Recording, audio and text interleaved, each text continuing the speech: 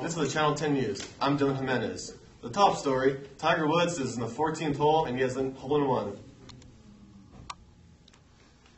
Wait, what was that? Oh, we have some breaking news from Johannesburg, South Africa, and our news correspondent is there at the scene. Leilani Garcia, take it away. Thanks, Dylan. I'm here live in Johannesburg in South Africa with Maxi Milano, who witnessed the incident and has the footage of it. Yeah, so I was taking a tour guide of Johannesburg University, and the tour guide was extremely boring, so I decided to take my own tour and wanted to see what this new building they're building. And when that happened, this species just came out of nowhere and just smacked my camera down, and I tripped out and I ran.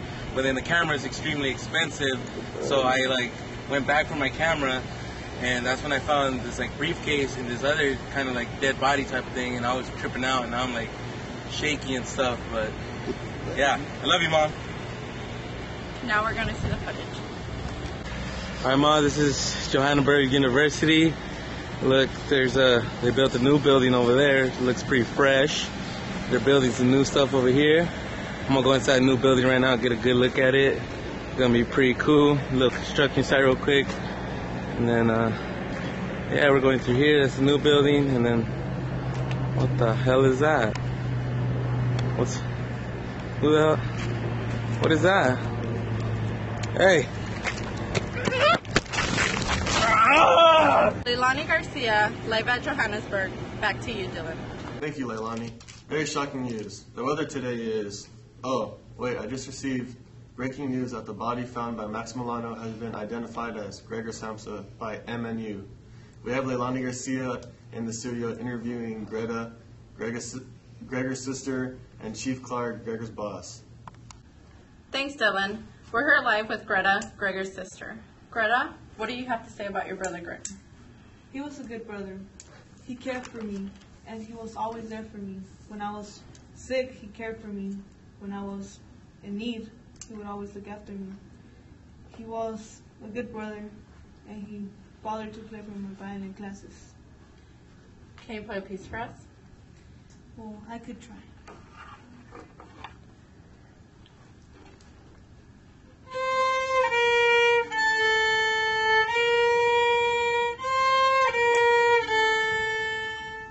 I would go on, but I don't think it's appropriate without Gregor being here to listen to me.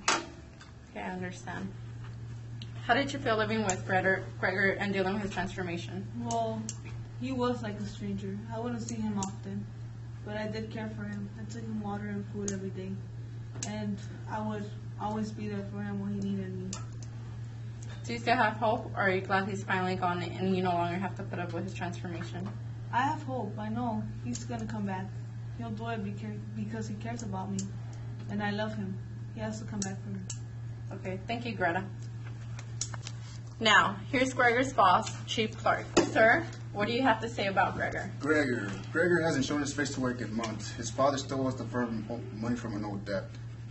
Was he a good employee? Well, he wasn't really the best, but he never complained, always came on time. But one day he just never showed up. I never expected this from anybody. Did he call in, or did you try looking for him? Well, yes, but I took time off work one day and went to his house. I went into his house, and in his room, he was still in bed. I told him a couple of words, left, and his parents started stopping, but I wasn't really trying to hear. Did he ever show up to work again? Well, I thought eventually he was, but that was the last time I ever seen Gregor.